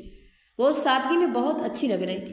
کھانا کھاتے ہوئے اماں نے بار بار میری چور نظروں کو اس کے چہرے کی جانب اٹھتے ہوئے محسوس کر لیا، اس لیے انہوں نے شرارت سے مجھے گھورتے ہوئے زور سے گلا کھنکارا۔ ان کے گلا کھنکارنے پر میں ایک دم جم گیا اور میں شرم کے مارے اپنے جھکے ہوئے سر کو مزید نیچے جھکا لیا اور اپنی نظریں سامنے رکھے کھانے کی پلیٹ پر مرکوز کر دی تاکہ اماں میرا چوری چھپے دیکھنا مزید نہ پکڑ سکے۔ اس لڑکی کو میری بہن اپنے کمرے میں سونے کے لیے لے گئی اور میں وہیں سے سیدھا اماں کے کمرے میں آ بیٹھا۔ اماں بیڈ پر بیٹھتے ہی سنجیدگی سے مجھے کہنے لگی کہ دانیال، پہلے ذرا اچھے سے تصدیق تو کرو، یہ لڑکی جو کچھ کہہ رہی ہے وہ سچ بھی ہے یا سراسر جھوٹ بول رہی ہے؟ میں نے تھوڑی حیرت اور صدمے سے اماں کی طرف دیکھا تو میری الجھن ڈھانپ کر کہنے لگی کہ ہاں میں بالکل صحیح کہہ رہی ہوں۔ اس نے کاغذ پر جو اپنے مرحوم والد کا نام بتایا اور اپنے جس گاؤں کا پتہ دیا ہے، تم کل صبح وہاں جا کر اچھی طرح معلوم کرو۔ اس طرح کسی بھی انجان اور پرائی لڑکی کو اپنے گھر میں بنا سوچے سمجھے ٹھہرانا بالکل ٹھیک نہیں ہے۔ اگر وہ خدا نخواستہ کوئی چور یا ڈاکو نکلی تو کیا ہوگا؟ یا اگر اس نے رات کے اندھیرے میں ہمیں کوئی بڑا نقصان پہنچانے کی کوشش کی تو ہم غریب لوگ تو اس کا کچھ نہیں بگاڑ سکیں گے اور مصیبت میں پھنس جائیں گے۔ میں نے اماں کو تسلی دیتے ہوئے ہنس کر کہا کہ اماں آپ فکر نہ کریں، میں ہمارے اس ٹوٹے پھوٹے گھر میں ایسا کون سا قارون کا خزانہ چھپا ہوا ہے جو وہ چرا کر بھاگ جائے گی۔ اور رہی بات تصدیق کی تو آپ کے کہنے کے مطابق کل میں خود سب سے پہلے دکان کھولنے سے پہلے اس کے گاؤں جاؤں گا اور وہاں کے لوگوں سے سب پتہ کراؤں گا۔ میری یہ بات سن کر اماں نے ایک گہرا سانس لیا اور تھوڑا سوچتے ہوئے کہنے لگی کہ میں تو کچھ اور ہی سوچ رہی ہوں۔ اگر کل کو اس لڑکی کا کہا ہوا ایک ایک لفظ سچ ثابت ہوا تو کیوں نہ تم دونوں کی جلدی سے شادی کروا دو۔ اماں نے یہ بڑی بات کہتے ہوئے گہری نظروں سے میری طرف دیکھا تو میں خوشی کے مارے میری آنکھیں چمکنے لگی، کیونکہ سچی بات تو یہ ہے کہ اس لڑکی کے معصوم چہرے کو دیکھ کر میرے اپنے ذہن میں بھی سب سے پہلا خیال یہی آیا تھا، مگر میں اماں کے سامنے یہ بالکل ظاہر نہیں کرنا چاہتا تھا کہ میں اس لڑکی میں کوئی خاص دلچسپی رکھتا ہوں یا اس پر دل ہار بیٹھا۔ اماں کے دل کی پوری رائے جاننے کے لیے میں نے جان بوجھ کر اعتراض اٹھایا اور کہا کہ لیکن اماں آپ یہ کیا کہہ رہی ہیں؟ وہ تو بولنے اور سننے سے معذور ہے، وہ تو بالکل گنگی ہے۔ میری بات پر اماں مسکرائیں اور کہنے لگی تو کیا ہوا؟ کوئی بات نہیں، اس گنگی لڑکی سے شادی کرنے کے تمہیں ایک نہیں بلکہ پورے 3 بڑے فائدے ہیں۔ میں نے شدید حیرت سے اماں کی جانب دیکھا کہ بھلا اس میں کیا فائدے ہو سکتے، تو وہ گنتی کرواتے ہوئے کہنے لگی کہ پہلا فائدہ یہ ہے کہ دنیا اب لوگوں کی نظر میں وہ ایک لاچار معذور لڑکی ہے، مگر تم اللہ کی رضا کے لیے اس کی معذوری کو نظر انداز کرتے ہوئے اسے سہارا دو گے اور اس سے شادی کرو گے تو تمہیں دنیا اور آخرت میں اس کا بہت بڑا ثواب ملے گا۔ دوسرا فائدہ اس کے باپ کی وہ دولت اور جائیداد جس کا وہ ذکر کر رہی تھی، اگر وہ ہمیں مل گئی تو اس کی وجہ سے ہمارے تپتے ہوئے دن بھی پھر جائیں گے اور ہم ایک بار پھر ابا کے زمانے کی طرح پہلے والی سکون اور امیرانہ زندگی گزار سکیں گے۔ اماں کی یہ مصلحت آمیز بات سن کر میں نے شرم کے مارے اپنا سر نیچے جھکایا، لیکن تجسس کی وجہ سے میں خود کو روک نہ پایا اور پوچھا لیکن اماں یہ 2 فائدے تو سمجھ آتے ہیں، آخر وہ تیسری کون سی بات ہے؟ میرے پوچھنے پر اماں کے چہرے پر ایک شرارت بھری مسکراہٹ آئی اور وہ ہنستے ہوئے کہنے لگی کہ تیسرا اور سب سے بڑا فائدہ یہ ہے کہ اکثر شادی کے بعد بیویوں کی روز روز کی چیخ چیخ اور لڑائی جھگڑوں سے تنگ آ کر شوہر ان سے بیزار ہو جاتے اور گھر سے بھاگتے، یہ بیچاری تو بول ہی نہیں سکتی، تو نہ وہ کبھی زبان چلائے گی، نہ اونچی آواز میں تم سے لڑے گی اور نہ ہی تمہیں اس سے کوئی ذہنی مسئلہ ہوگا۔ اس دلچسپ بات پر اماں خود بھی کھلکھلا کر ہنسنے لگی تو میں ان کی یہ منطق سن کر مجھے بھی اپنی ہنسی روکنا مشکل ہو گیا اور میں بھی مسکرا دیا، لیکن میں نے فوراً ہی اپنے چہرے کے تاثرات کو دوبارہ سنجیدہ کیا اور اماں کو ہکلاتے اور شرماتے ہوئے کہنے لگا کہ جیسے آپ کی مرضی اماں، جو آپ کو ٹھیک لگے وہی کریں۔ اماں اتنی بھی نادان نہیں تھی، وہ میری اس جھوٹی ناراضگی اور اندرونی خوشی کو اچھے سے سمجھ چکی تھی، اس لیے مجھے دیکھ کر مزید ہنسنے لگی۔ سچی بات تو یہ ہے کہ مجھے اچھے سے معلوم تھا کہ میری اماں اس لڑکی کی امارت اور دولت سے متاثر ہو کر یہ سب کچھ کہہ رہی ہیں، مگر میں خود اندر سے یہی چاہتا تھا، لیکن اس کی دولت یا جائیداد کی وجہ سے نہیں، بلکہ وہ لڑکی تھی ہی اتنی بے پناہ اور معصوم کہ اس نے پہلی ہی نظر میں میرا دل پوری طرح جیت لیا تھا اور میں اس کا اسیر ہو چکا تھا۔ ساری رات بستر پر کروٹیں بدلتا ہوا بس اسی حسین چہرے اور معصومیت کے بارے میں سوچتا رہا، نیند تو جیسے میری آنکھوں سے کوسوں دور ہو چکی تھی۔ صبح ہوتے ہی میں نے زندگی میں پہلی بار دکان کے کام سے باقاعدہ چھٹی کی اور بس پکڑ کر سیدھا اس کے بتائے ہوئے دور دراز گاؤں جا پہنچا۔ وہاں پہنچ کر جب میں نے ادھر ادھر کے بوڑھے گاہکوں اور چائے کے ہوٹل پر بیٹھے آدمیوں سے لک چھپ کر معلوم کیا تو وہاں کے معززین نے جو لرزہ خیز حقیقت بتائی وہ میں سن کر سخت حیران اور ششدر رہ گیا۔ واقعی اس لڑکی کے ساتھ ظلم کی انتہا ہو چکی تھی۔ اس کے امیر باپ کے مرنے کے بعد اس کے سنگدل چچا نے جائیداد ہڑپ کرنے کے لیے اسے کئی عرصے تک ایک اندھیرے کمرے میں قید کر کے رکھا تھا۔ وہ بڑی مشکل سے وہاں سے اپنی جان بچا کر بھاگی۔ میں ان دیہاتیوں کی ابھی آدھی بات ہی سن پایا تھا، ہمارے خوشی اور اطمینان کے پورے پاؤں زمین پر نہیں ٹک رہے تھے۔ میں مزید کچھ سنے بغیر وہاں سے خوشی خوشی اپنے گھر واپس لوٹ آیا اور اماں کو اکیلے میں لے جا کر اس گاؤں کی ساری سچی حقیقت کہہ سنائی۔ اماں یہ سن کر نہال ہو گئی کہ لڑکی سچی ہے۔ پھر انہوں نے دیر کیے بغیر اگلے ہی دن سادگی سے مسجد کے امام صاحب کو بلا کر میرا اس کے ساتھ نکاح پڑھوایا۔ ہم لوگ خود انتہائی غریب اور مڈل کلاس تھے، زیادہ بڑے اخراجات افورڈ نہیں کر سکتے تھے، اس لیے ہم نے ایک چھوٹا سا ولیمہ کر لیا جس میں محلے کے قریبی تمام لوگ جمع تھے، اور میں اس دن دنیا کا خوش نصیب ترین انسان محسوس کر رہا تھا۔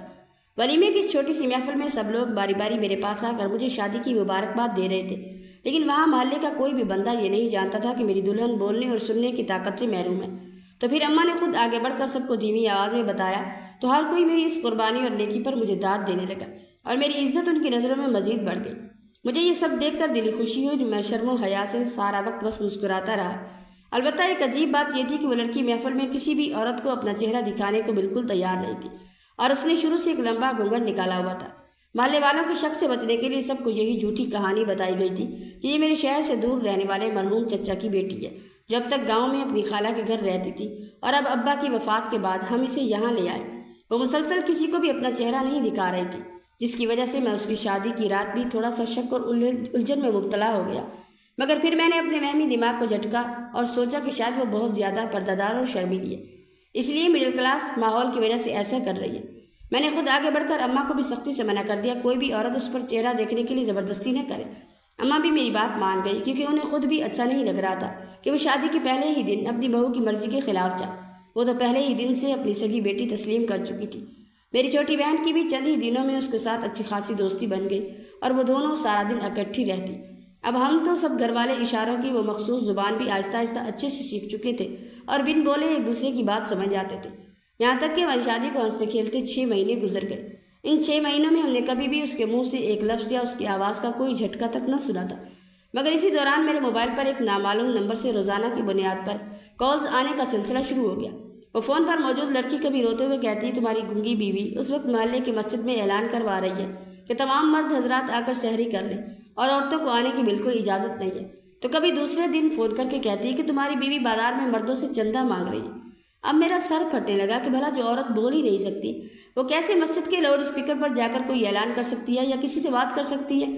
میں جیسے ہی اپنے خوشحال ازدواجی زندگی میں مگن ہو کر اس فضول بات کو جھوٹ سمجھ کر بھولنے لگتا، وہ لڑکی اگلے ہی دن پھر مجھے فون کر کے اندر سے بری طرح مضطرب اور بے چین کر دیتی کہ کوئی آخر اتنے پکے یقین سے باتیں کیوں کہہ رہا ہے۔ لیکن اب جب میں نے اپنی سگی آنکھوں سے الماری کے خفیہ کونے میں نوٹوں سے بھری اتنی ساری رقم کی وہ تھیلی دیکھی تو مجھے شدید حیرت اور جھٹکا ضرور لگا۔ میرا دماغ بالکل سن ہو چکا تھا، اور مجھے کچھ سمجھ نہیں آ رہا تھا کہ آخر اس فون والی انجان لڑکی پر یقین کروں یا اپنی معصوم بیوی کو غلط ثابت کروں۔ اسی کشمکش اور ذہنی اذیت میں دن گزرتے رہے، اور دال کا کالا پن اب مجھے اندر ہی اندر کھائے جا رہا تھا، یہاں تک کہ رمضان المبارک کے 20 روزے مکمل ہو گئے، اور اسی 20ویں روزے کی رات ایک ایسا واقعہ پیش آیا جس نے میری زندگی کا رخ بدل کر رکھ دیا۔ رات کے آخری پہر جب میری آنکھ کھلی تو میری بیوی بستر پر موجود نہیں تھی۔ میں نے پورے گھر کا کونا کونا چھان مارا، کچن صحن چھت کے اس پرانے کمرے تک کو دیکھا، مگر جب وہ کہیں بھی نہیں ملی تو مجبوراً مجھے رات کو اس اندھیرے میں امام صاحب کے گھر کی طرف جانا پڑا، کیونکہ وہ اکثر ان کی زوجہ کے پاس جایا کرتی تھی۔ اس نے شادی کے بعد کاغذ پر لکھ کر مجھے بتایا کہ چچا کی قید میں ایک طویل عرصہ اندھیرے میں ایک کمرے میں بند رہنے کی وجہ سے وہ ذہنی دباؤ کا شکار رہی اور دھیرے دھیرے قرآن مجید کی صورتیں بھول چکی ہیں، اس لیے وہ پھر سے نازلہ قرآن پاک پڑھنے اور اپنی تصحیح کے لیے روزانہ امام صاحب کی بیوی کے پاس جاتی ہے۔ مجھے اس کی اس نیک عادت پر کوئی اعتراض نہیں تھا، اور اماں بھی اس کے ساتھ شروع میں 1-2 بار خود گئی، اس لیے ہم سب گھر والوں کو پوری تسلی تھی کہ وہ ایک اچھے کام کے لیے وہاں جاتی ہے۔ اس سے پہلے کہ میں گھبراہٹ کی حالت میں امام صاحب کے گھر کا دروازہ کھٹکھٹاتا، مسجد کے صحن اور باہر گلی میں لوگوں کا غیر معمولی رش دیکھ کر میرے قدم وہیں رک گئے، اور میں سخت حیران ہوا۔ فجر کی اذان کا وقت ابھی ہوا نہیں تھا، اور سچی بات تو یہ ہے کہ محلے میں تہجد کی نماز پڑھنے کے لیے کبھی بھی اتنے زیادہ لوگ جمع نہیں ہوا کرتے تھے، مگر وہاں کا منظر ہی کچھ اور تھا۔ مسجد کے ایک گوشے میں کھانے کی بڑی بڑی دیگیں رکھی ہوئی تھی، جنہیں دیکھ کر میں حیران رہ گیا۔ وہاں سحری کا گرم گرم کھانا تیزی سے پلاسٹک کے ڈبوں میں پیک کیا جا رہا تھا، اور غریبوں کے ساتھ ساتھ محلے کے عام لوگ بھی لمبی لمبی لائنوں میں لگے ہوئے تھے۔ जबकि दूसरी तरफ एक बड़ा सा डब्बा रखा हुआ था जिस पर जली हरूफ में चंदा बराए रमज़ान सहरी फंड लिखा हुआ था। मैं ये सब देखकर हक्का बक्का रह गया कि आखिर हमारे मोहल्ले की इस छोटी सी मस्जिद में रातों रात ये सब क्या हो रहा है, और मुझे कानो कान खबर तक ना हुई। लेकिन इस फ़ोन वाली लड़की ने मुझसे ये झूठ बोला था कि यहाँ सिर्फ मर्दों को बुलाया गया, क्योंकि वहाँ एक लंबी औरतों की कतार थी और दूसरी तरफ मर्दों की लाइन लगी हुई थी और सबको इज्जत के साथ सहरी का खाना मुफ्त दिया जा रहा था। अपने ही मोहल्ले में रहते हुए अपनी दुकानदारी के चक्कर में इतना बेखबरदार और गाफिल कैसे हो सकता था। खैर, मैंने जब देखा कि वहाँ लजीज खाना बिल्कुल मुफ्त मिल रहा है तो गरीबी की वजह से मेरे दिल में लालच आई और मैंने सोचा कि मैं भी यहाँ से एक पैकेट ले जाता हूँ ताकि मेरी थकी हारी बीवी को आज सुबह घर जाकर दोबारा सहरी का खाना ना बनाना पड़े और वो कुछ देर सुकून से सो सके। यही सोचकर मैं चुपचाप उस लगी हुई लाइन में खड़ा हो गया और अपनी बारी का इंतज़ार करने लगा। जैसे ही घूमते घूमते मेरी बारी आई, मैंने खाना लेने के लिए आगे हाथ बढ़ाया तो सामने बैठे वजूद को देखकर मेरे होश उड़ गए। हैरत के मारे वही सुन हो गया। सामने कोई और नहीं बल्कि सर पर मजबूती से दुपट्टा ओढ़े मेरी अपनी गूंगी बीवी मौजूद थी, जो बड़ी फुर्ती से लोगों को अपने हाथों से खाने के पैकेट बांट रही थी। मुझे अचानक बिल्कुल अपने सामने खड़ा देखकर उसके चेहरे का रंग यकदम सफ़ेद पड़ गया और वह शदीद खौफ और बदहवासी के मारे एक कदम पीछे हुई और इससे पहले कि मैं उसे पुकारता या उसका हाथ पकड़ता, वो वहाँ मौजूद लोगों के हजूम और अंधेरे में कहीं गायब हो गई। उसने बदहवासी में जो सहरी का शापर मेरे हाथ में पकड़ाया, मैंने गुस्से और सदमे की हालत में उसको वहीं मस्जिद के फर्श पर रखा और फिर दीवानावार भागते हुए मस्जिद के पिछले दरवाजे से उसके पीछे जाने लगा ताकि उसे पकड़कर इस पूरे ड्रामे का सच पूछ सकूं। मगर वो रात की तारीकी में ऐसी गायब हुई कि मुझे गलियों में कहीं भी दिखाई न दी। मैंने दौड़कर इमाम साहब के घर का दरवाज़ा खटखटाया और उनकी ज़ौजा से इसका पता किया तो उन्होंने भी हैरत से इजहार करते हुए कहा कि वो तो काफ़ी देर पहले यहाँ से जा चुकी है। वो उस वक्त वहाँ भी मौजूद नहीं थी और अब मेरा शक यकीन में बदल चुका था कि मेरी खामोश बीवी के पीछे कोई बहुत बड़ा राज छुपा हुआ। तभी लाइन में खड़ा हुआ एक बूढ़ा आदमी जो अपनी बारी का इंतजार कर रहा था, वो मेरी बीवी की तारीफों के पुल बांध रहा था और उसे दुआएं दे रहा था। मैंने तजस्सुस और गुस्से को दबाते हुए उससे मजीद मालूमात हासिल करना चाहिए तो मेरे कंधे पर हाथ रख कर कहने लगा कि मियाँ, एक ज़माने में ये लड़की हुस्न की मलका और कोठे की मशहूर तवाइफ हुआ करती थी। तब हमारे पास बहुत ज़मीनें और जायदाद थी और मैं रोज़ इसका मुजरा देखने कोठे पर जाया करता था। यह औरत मुझे हर शाम वहाँ मिलती थी, लेकिन इसकी एक ख़ास बात थी कि वो किसी भी गैर मर्द को अपने जिस्म के पास आने नहीं देती थी। ये सिर्फ रक्स करती और खूबसूरत आवाज़ में गाने गाया करती थी। सच्ची बात यह है कि यह दिल की बड़ी अच्छी औरत है। इसने अब वो बुरा पेशा हमेशा के लिए छोड़कर इस्लाम को सच्चे दिल से कबूल कर लिया, तौबा कर लिया और अब इस मस्जिद में गरीबों के लिए इस शानदार लंगर का इंतज़ाम करती है। यह हुस्न भी लाजवाब है और आज इसका किरदार तो लाखों में एक है। ये तो हमारे मोहल्ले के लिए रहमत है। उस अजनबी आदमी के मुंह से अपनी बीवी के माजी की ये घिनौनी हकीकत और कोठे का जिक्र सुनकर मेरा गुस्सा सातवें आसमान पर पहुंच गया। गैरत के मारे मेरा खून खौल उठा और मैं बगैर सोचे समझे उस बूढ़े से बुरी तरह लड़ने लगा। हमारी गाली गलौज और हंगामा सुनकर वहाँ मौजूद तमाम लोग मुतवज्जह हो गए और फजर का वक्त होने की वजह से वहाँ कोई भी मेरे जानने वाला या मोहल्ले का करीबी बंदा नहीं था। लेकिन जो गरीब और मुसाफिर लोग वहाँ खड़े थे उन्होंने मुझे आपे से बाहर होते देखकर बीच बचाव कराया, मुझे मजबूती से पकड़ लिया और मस्जिद से दूर ले गए। मैं सदमे और गुस्से से कांपता हुआ तेज़ कदमों के साथ वापस अपने घर आया। घर आकर जब मैंने धड़ाम से दरवाज़ा खोला और अंदर देखा तो मेरी बीवी किचन में मौजूद थी, सहरी के बर्तन समेट रही थी। आज पहली बार वो मुझसे नज़रें चुरा रही थी और उसके चेहरे पर चोरी पकड़े जाने का खौफ साफ जाहिर था। मैं उसके करीब गया और गुस्से से चिल्लाते हुए उसे बोलने पर मजबूर कर रहा था। जब हमारी तकरार बढ़ी तो अम्मा ने हम दोनों की यह गैर मामूली आवाज़ सुनी और वो घबराकर अपने कमरे से किचन की तरफ दौड़ी चली आई। मैंने उसका हाथ झटका और उसके चेहरे के सामने उंगली लहराते हुए कहा कि सच सच बताओ, क्या तुम मुझसे शादी करने से पहले कोठे पर बैठने वाली एक बदनाम तवाइफ थी? और क्या तुमने और तुम्हारे चचा के उन गुंडों ने हमसे झूठ बोला था कि तुम्हारा बाप एक बहुत बड़ा जिम्मेदार था और तुम लोगों का ताल्लुक एक शरीफ और इज्जतदार खानदान से था? आज मेरे सामने अपनी उस पाकदामनी का सच बता दो, वरना खुदा की कसम मैं तुम्हें इसी वक्त 3 बार तलाक दे दूंगा और इस घर से धक्के देकर निकाल दूंगा। तलाक का खौफनाक नाम सुनते ही जैसे उसका सारा जब्त टूट गया। उसने अपना झुका हुआ सर यकदम ऊपर उठाया और अपनी सुर्ख आंखों में पछतावे के आंसू लिए वो इल्तजा भरी नज़रों से मेरी तरफ देखने लगी, लेकिन उसके मुंह से अब भी कोई लफ्ज़ न निकला। मैंने उसका चेहरा अपने हाथों की गिरफ्त में लिया और दबाव डालते हुए कहने लगा कि मैं अब अच्छे से जानता हूँ कि तुम गूंगी नहीं हो, बल्कि बहुत खूबसूरती से बोल सकती हो। अब तुम एक माजूर बनकर हमारे पूरे ख़ानदान को बेवकूफ़ बनाती रही। हमने तुम्हारी बेबसी पर रहम खाकर तुम्हारे साथ इतना अच्छा किया, मगर तुम पीठ पीछे हमें धोखे का ये उल्टा और बदतरीन बदला दे रही हो। तभी जब पानी सर से गुजर गया और बात उसकी इज्जत और किरदार पर आ गई तो वो चट्टान की तरह मजबूत औरत अंदर से बुरी तरह टूट गई। उसका बरसों का दबा हुआ दर्द और वो मजबूत और वो जब्त और तन्हाई का हर आंसू इकट्ठा कर उसकी आंखों से उबल पड़ा। وہ مزید خاموش نہ رہ سکے اور اپنے وجود کی تمام تر تکلیف کے ساتھ پاگلوں کی طرح چیختے اور دھاڑے مار مار کر روتے ہوئے کچن میں کہنے لگی کہ ہاں میں رہ چکی ہوں ایک بدنام طوائف۔ میں اسی شہر کے ایک تاریک کوٹھے پر مردوں کے سامنے ناچتی تھی اور اپنی لوٹی ہوئی مانگ کا تماشا بناتی تھی۔ لیکن دانیال، تم نے کبھی یہ جاننے کی کوشش کی کہ مجھے اس دلدل میں دھکیلا کس نے تھا؟ یہ سب دھندا، یہ سب گند بھی تم جیسے ہوس کے پجاری اور خود کو شریف کہنے والے مردوں کی وجہ سے ہی اس دنیا میں چلتا ہے۔ جب میرے اپنے سگے چچا نے جائیداد کی خاطر میرے معصوم باپ کو قتل کر دیا اور مجھے ایک جانور کی طرح قید کر کے اس کوٹھے پر کوڑیوں کے عوض بیچ دیا تھا، تب کہاں تھی اس معاشرے کی شرافت؟ تب کسی نے میری چیخی کیوں نہیں سنی؟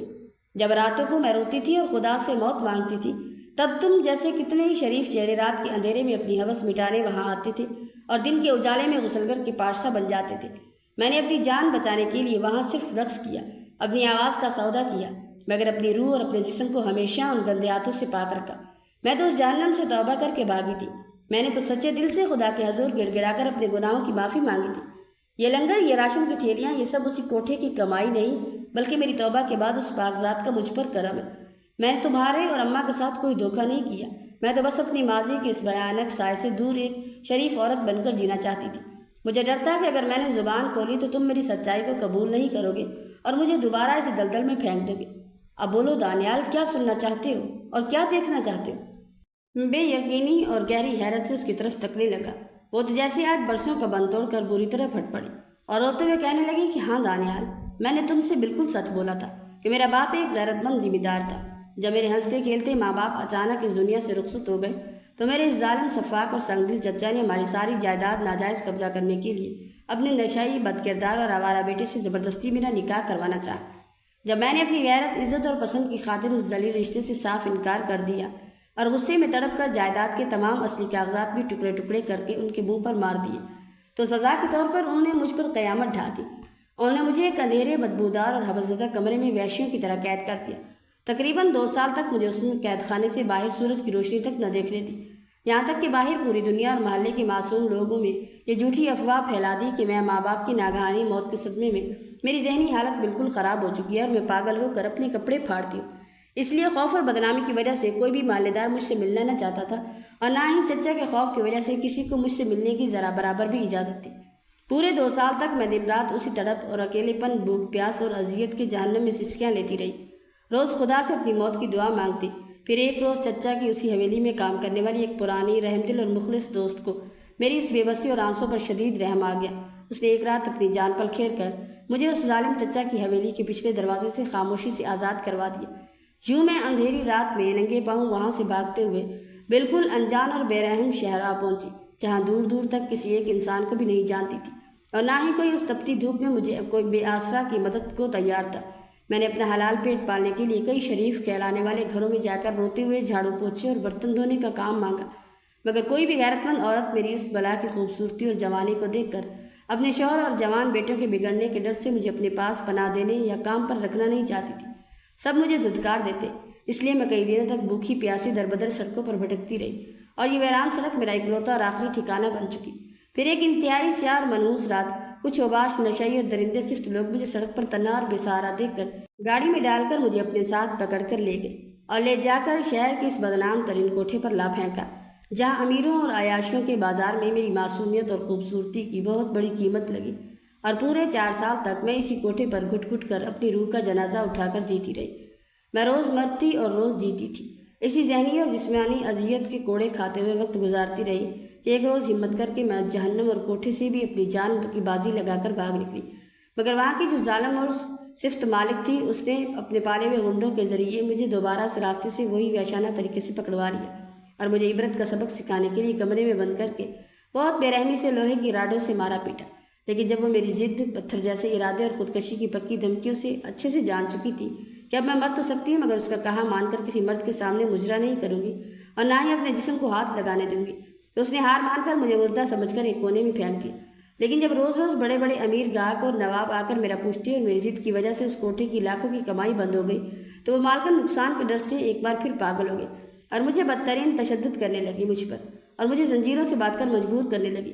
میں دوبارہ گھنگرو باندھ کر راتوں کو محفل سجاتی، بس اسی رات میں نے اپنی موت اور بربادی کو بالکل سامنے دیکھا اور کسی مالکن کو اس کی آنکھوں میں دھول جھونک کر میں وہاں سے اپنی پاک چادر اور عزت بچا کر دیوانہ وار بھاگ نکلی اور بھاگتے بھاگتے سیدھا تمہارے اس الیکٹرک کی دکان پر آ کر چھپ گئی، جہاں تم نے مجھے اپنی بہن سمجھ کر پناہ دی۔ اور رہی بات اس مسجد کی، تو میں نے امام صاحب کی نیک بیوی کے ساتھ مل کر اس لیے خفیہ اعلان کروایا اور یہ لاکھوں روپے جمع کیے تاکہ رمضان کے اس بابرکت اور مقدس مہینے میں امیر لوگوں سے چندہ اور پوشیدہ امداد وصول کر سکوں اور ہمارے محلے کے چند سفید پوش غریبوں، یتیموں اور مسکینوں کے پاس سحری اور افطاری کرنے کے لیے 1 روپیہ بھی نہیں ہوتا، وہ بھی بھوکے پیٹ سوتے ہیں، ان کو 2 وقت کا عزت کا گرم کھانا بآسانی میسر ہو سکے۔ تم ہی اپنے دل پر ہاتھ رکھ کر بتاؤ دانیال، کیا میں نے خدا کے گھر میں یہ سب کر کے کچھ غلط کیا؟ کیا غریبوں کا پیٹ بھرنا گناہ ہے؟ وہ لاچار بوڑھی بیوہ عورتیں اور معصوم یتیم بچیاں جو اپنے مخلص ماں باپ کے جانے کے بعد اس بے رحم اور وحشی معاشرے کے گھروں میں بالکل اکیلی اور بے سہارا رہ جاتی ہیں، جن کا دنیا میں کوئی کمانے اور کھلانے والا مرد نہیں ہوتا، اور وہ اپنی ہی کسی نہ کسی طرح کسی نہ کسی دن ایسے بھیانک حادثات اور چچا جیسے درندوں کا شکار ہو کر کوٹھوں پر بک جاتی ہیں۔ میں نے تو اپنی سچی اور پاک توبہ کے بعد صرف ان معصوم بچیوں کے تحفظ اور ان کی عزت بچانے کے لیے یہ نیکی کا کام شروع کیا اور راتوں کو جاگ جاگ کر ان کے گھروں تک پردے کے ساتھ سحری کا کھانا پہنچایا، تاکہ جو ہلا دینے والی تکلیف اور تڑپ میں نے سہی ہے وہ اس دنیا کی کوئی اور معصوم لڑکی کبھی نہ سہے۔ جو حقدار تھے اور خوددار تھے، جو ندامت اور خودداری کی وجہ سے صفوں میں کھڑے ہو کر راشن مانگنے کا حوصلہ نہیں رکھتے، میں نے اندھیری راتوں کے پردے میں خود جا کر ان کے آستانوں تک اپنی پوری توقیر کے ساتھ سحری کا بندوبست پہنچایا، اور مجھے اس بات کا اب کوئی ملال یا صدمہ نہیں کہ تم سارا سچ جاننے کے بعد مجھے طلاق کی زنجیروں سے آزاد کر دو۔ اس کے نینوں سے لگاتار اشک رواں تھے اور وہ گہرے طیش اور جذبات کی شدت سے لرز رہی تھی، مگر وہ اس تیز رفتاری سے گویا تھی کہ مجھے اپنی صفائی میں ایک لفظ بھی زبان سے نکالنے کی مہلت نہیں دے رہی تھی۔ تبھی وہ روتے ہوئے مزید کہنے لگی کہ اس آس پاس کی جو آسودہ حال عورتیں تھیں وہ اس کار خیر میں کوئی حصہ تو ڈال نہیں رہی تھی، بلکہ صرف گھر کے چولہے سے جان چھڑانے کے لیے اس سستی اور تماک کی خاطر روز دسترخوان کا کھانا لینے یہاں مسجد کا رخ کرتی تھی۔ اس لیے میں نے ان ناداروں کا حق ماننے والی خوشحال عورتوں کے یہاں آنے پر مکمل پابندی لگا دی۔ دوسرا دکھ یہ تھا کہ عورتیں یہاں آ کر میری گویائی کی معذوری کا تمسخر اڑاتی، مجھے کڑوے بول بولتی اور مجھے مجمع کے سامنے مانگنے والی کہہ کر پکارتی، جو میرے دل کو بری طرح زخمی کر دیتا۔ وہ سب تمہارے اور اماں کے واقف کار تھے۔ میں کسی طور نہیں چاہتی تھی کہ میری ذات کی وجہ سے میرے معصوم شریک حیات اور سسرال کی ساکھ پر سماج میں کوئی آنچ آئے یا لوگ ان پر تہمتیں لگائیں۔ بس اسی مصلحت کے تحت میں نے عورتوں کے آنے پر روک لگا دی تھی۔ وہاں دوسری جانب صرف ان مردوں کا ہجوم تھا جو سحری کے وقت رزق لینے دور دراز کے علاقوں سے آئے ہوئے تھے۔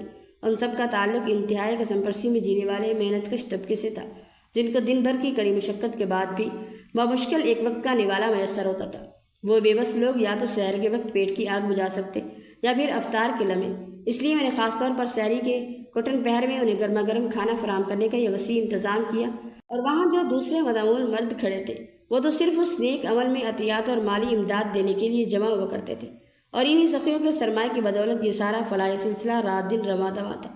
میں نے یہ داستان حیات صرف اور صرف تم سے اس لیے پوشیدہ رکھی کیونکہ مجھے کامل اندیشہ تھا کہ تم اپنے شکوک اور روایتی متوسط طبقے کے خوف کی وجہ سے مجھے اس کار ثواب سے فوراً باز رکھ دیتے۔ میں اب اس جہان میں کسی اور مظلوم لڑکی کو حورین نہیں بننے دوں گی، جو ایک شریف اور معزز خاندان کی بیٹی ہونے کے باوجود صرف 2 وقت کی روٹی اور پناہگاہ کی تلاش میں کسی جابر کے ظلم کا شکار ہو کر کوٹھی کی زینت بننے پر مجبور ہو جائے۔ اب اگر تم نے اس بیتے ہوئے کل کے سچ کے بدلے مجھے اس چوکھٹ سے بے دخل کرنا ہے تو خوشی سے کر دو، بلکہ اب تمہیں طلاق کا گناہ اپنے سر لینے کی بھی ضرورت نہیں۔ میں خود یہ آشیانہ چھوڑ کر ہمیشہ کے لیے چلی جاتی ہوں۔ یہ کہہ کر وہ روتی ہوئی انتہائی دل برداشتہ حالت میں وہاں سے رخصت ہونے کے لیے گھومی تو میں نے فوراً تڑپ کر آگے بڑھ کر اس کا کانپتا ہوا ہاتھ تھام لیا، اسے آگے بڑھنے سے روکا اور انتہائی ملامت سے کہا، حورین، میں تمہیں اس گھر کی دہلیز پار کرنے کی کبھی اجازت نہیں دوں گا اور نہ ہی کبھی طلاق کا لفظ زبان پر لاؤں گا۔ تمہارا یہ جذبہ اور مقصد بالکل برحق تھا، مگر تم نے حقیقت سے چھپا کر طریقہ کار غلط چنا۔ اگر تم رشتہ ازواج میں بندھنے کے پہلے روز مجھے اس پاک ارادے کے بارے میں سب کچھ بتا دیتی تو خدا کی قسم میں خود اپنی روزی روٹی کی دکان بند کر کے تمہارا بازو بنتا۔ کیا تم نے بھی مجھے ان بے حس اور جاہل مردوں کی مانند سمجھ رکھا ہے جو اپنی شریکی حیات کو پاؤں کی جوتی گردان کر اندھیری کوٹھریوں میں قید رکھتے ہیں؟ تم جیسے چاہو اپنی مرضی سے وقار کے ساتھ اپنی زندگی کی راہیں چن سکتی ہو۔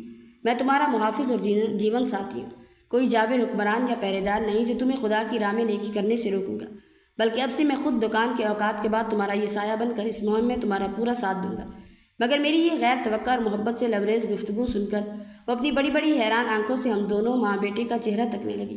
تبھی میری بوڑھی اماں نے تڑپ کر اسے اپنا ممتا بھرے سینے سے لگایا اور ممنون اور نم آلود نگاہوں سے ہمیں دیکھتی رہی، اس رات ہم سب نے مل کر ہنسی خوشی سحری کا نوالا توڑا اور اس کے بعد اگلے دن کی منصوبہ بندی کرنے لگے۔ کل سحری کے دسترخوان کے لیے کیا پکے گا، کتنی مقدار میں تیار ہوگا، اور وہ طعام محلے کے کون کون سے خوددار گھروں تک خاموشی سے پہنچانا ہے۔ پھر پروردگار کے کرم سے سارا رمضان ہم پورا خاندان یکجان ہو کر راتوں کی نیندیں قربان کر کے اسی خدمت خلق میں مگن رہے اور اس کار خیر کی برکت